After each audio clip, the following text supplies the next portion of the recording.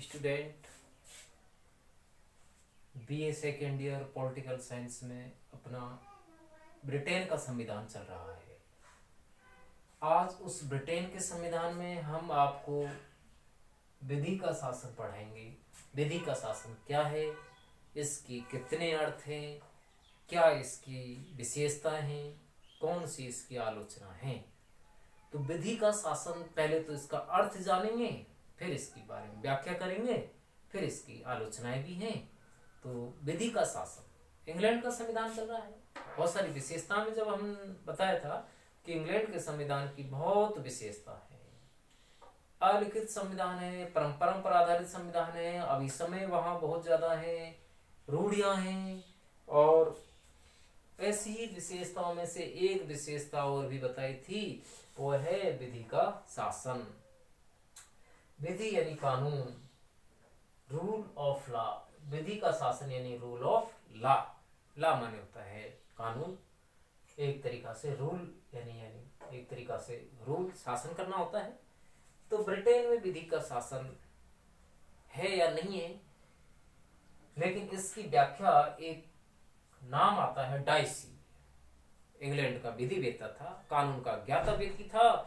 इस ज्ञाता व्यक्ति ने फ्रांस की शासन व्यवस्था से प्रभावित होकर के विधि का शासन दिया है, विधि के शासन की व्याख्या की है और अपनी एक किताब लिखी है जिसमें विधि का शासन आप देख रहे हैं। वो किताब है law of the constitution. Law of the constitution, संविधान का संवैधानिक कानून।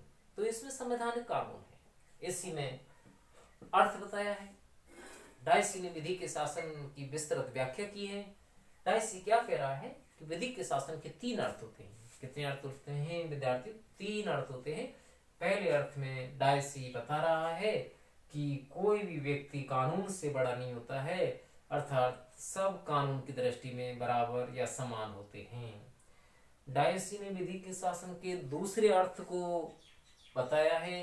क्या कहा है कि बिना अपराध के दंडित नहीं, बिना अपराध की किसी को सजा नहीं दी जाएगी, किसी को दंड नहीं दिया जाएगा। अपराध करेंगे तो ही दंड मिलेगा। तीसरी बात क्या कह रहा है डाइसी? ये कह रहा है कि संविधान के जो सामान्य सिद्धांत होते हैं वो न्यायिक निर्णयों के परिणाम होते हैं। न्यायिक निर्णय, न्यायिक निर्णय का मतलब न्यायाधीशों के निर्णय। तो संविधान के जो भी नियम है, कानून है, अनुच्छेद है, वो संविधान के जो भी अनुच्छेद है वो किसके परिणाम है? समय समय पर न्यायाधीशों द्वारा दिए गए फैसलों का, दृष्टांतों का परिणाम है। तो इन अर्थ को अब हमें विस्तृत रूप में और जानना है। तो ये तो तीन अर्थ हो गए। पहले अर्थ को व्याख्या के रूप में देखें, कोई कानून से बड़ा नहीं है, कानून की दृष्टि में तो सब बराबर हैं। इंग्लैंड का संविधान तो यही कहता है कि इंग्लैंड में सब बराबर हैं, राजा से लेकर के रंक तक, प्रधानमंत्री से लेकर सामान्य कर वसूल करने वाले सामान्य व्यक्ति तक, सब कानून की दृष्टि में बराबर हैं। यदि राष्ट्रपति नहीं है इंग्लैंड में, देखो सम्राट है, यदि सम्राट या कोई इंग्लैंड का प्रधानमंत्री कानून का उल्लंघन करता है तो बराबर सजा का प्रावधान होना चाहिए या होता है, ऐसा डाइसी का मानना है। तो डाइसी ने विधि के शासन में ये बताया है कि कानून की दृष्टि में तो सब समान होते हैं, एक सामान्य व्यक्ति तक, एक बड़े कर्मचारी अधिकारी तक, एक बड़े पद पर आसीन प्रधानमंत्री या मंत्री तक, सब बराबर है। कोई भी कानून से बड़ा नहीं है, कानून सर्वोपरि है, कानून सर्वोच्च है, कानून की दृष्टि में तो सब बराबर हैं, ऐसा डाइसी का मानना है। और इसी को बोलते हैं कि डाइसी ने विधि के शासन में पहले अर्थ में यही बताया कि सब बराबर हैं। अब बात करते हैं कि बिना अपराध के दंडित नहीं। डाइसी आगे अपने अर्थ में क्या कह रहा है कि व्यक्ति को दंड या सजा तभी मिलेगी जब उसने कोई अपराध किया है। मान के चले कोई अपराध ही नहीं किया है तो सजा भी नहीं मिलेगी, ऐसा डाइसी का मानना है। तो डाइसी ने बताया कि बिना अपराध के किसी को दंड नहीं मिलेगा, सजा नहीं मिलेगी, ऐसा डाइसी कह रहे हैं। आगे क्या बात है यहाँ पर कि संविधान के सामान्य, यहाँ सामान्य है, यहाँ पर संविधान के सामान्य सिद्धांत न्यायिक निर्णयों के परिणाम हैं। कि संविधान में जो भी कुछ लिखा हुआ है, संविधान की जो भी कुछ नियम है, वो न्यायिक निर्णयों के परिणाम है। न्यायाधीश समय समय पर जो भी फैसला दे रहे हैं वो परिणाम है। संविधान में कोई पेचीदा बात आती है, जटिल प्रसंग आता है, तो न्यायाधीश उसकी क्या होता है, व्याख्या करते हैं। न्यायाधीशों के सामने कोई मुकदमा जाता है तो न्यायाधीश उस पर अपना फैसला सुनाते हैं, दृष्टांत देते हैं और कानून की जटिल नियमों की व्याख्या भी करते हैं। तो ऐसा इस प्रकार से ये तीन अर्थ यहाँ हम देख रहे हैं।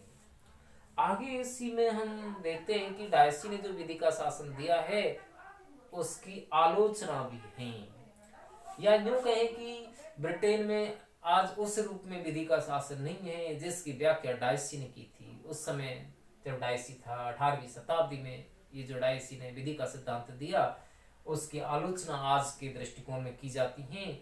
आज ब्रिटेन में उस रूप में विधि का शासन नहीं है जिसकी व्याख्या डायसी कर रहा है। इंग्लैंड का जो विधिवेत्ता था डायसी, उसने जो कानून की व्याख्या की है और उस रूप में उसको लगा कि इंग्लैंड में विधि का शासन है, लेकिन आज कुछ कानून बन गए हैं, प्रदत्त व्यवस्थापन ऐसी हो गई है।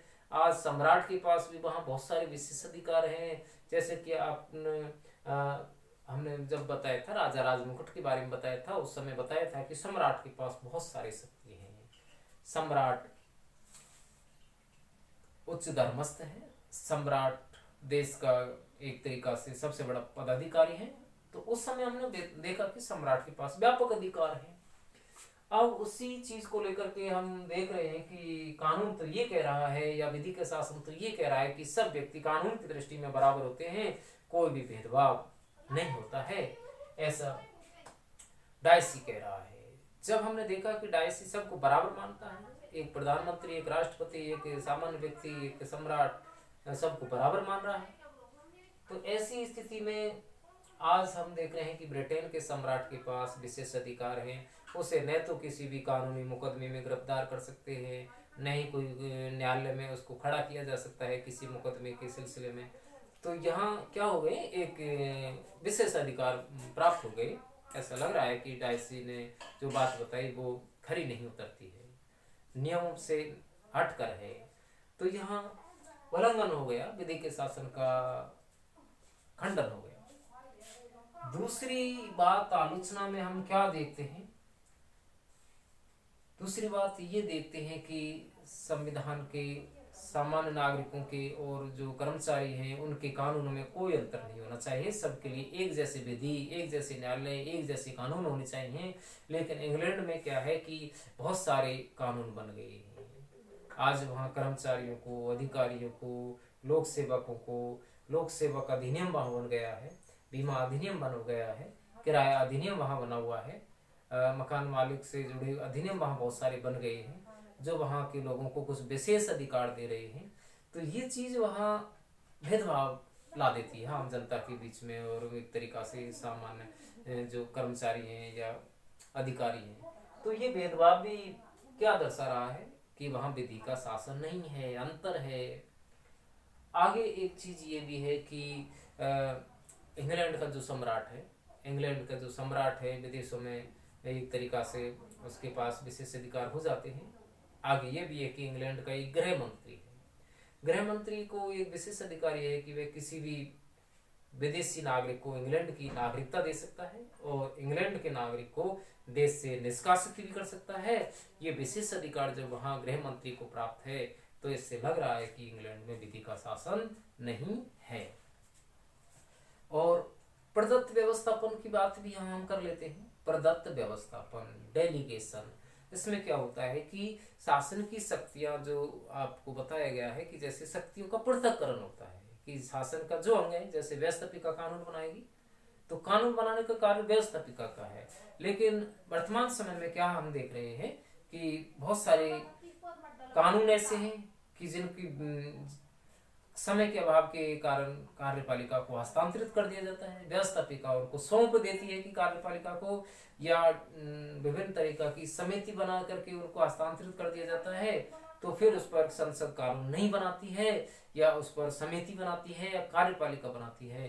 तो ये चीज भी इसको दर्शा रही है कि ब्रिटेन में प्रदत्त व्यवस्थापन की वजह से विधि का शासन खंडित हो गया है।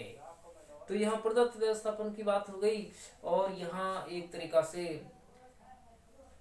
क्या हो गई, संविधानवाद को ले लेते हैं। संविधानवाद के अनुसार तो क्या होता है कि संविधान होता है, सर्वोपरि होता है, लेकिन आज ये भी चीज देखने को मिल रही है कि ब्रिटेन में परंपराएं भी हैं, तो वो भी एक तरीका से आलोचना का विषय बन जाती है कि यहाँ विधि के जो शासन की बात डाइसी ने बताई है वो निर्मूल साबित होती है। उसका ऐसा लग रहा है कि सिद्धांत में तो वो कुछ अलग है और व्यवहार में कुछ अलग है।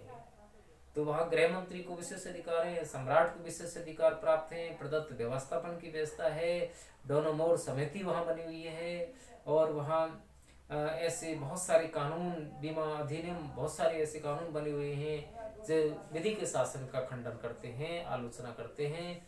तो इन सब बातों को देख करके हम कह सकते हैं कि डायसी ने जो विधि का शासन दिया, बताया, वो आज उस रूप में नहीं है जिसकी व्याख्या डायसी ने की है। तो यहाँ 3 अर्थ है। ठीक है, अगली वीडियो में आगे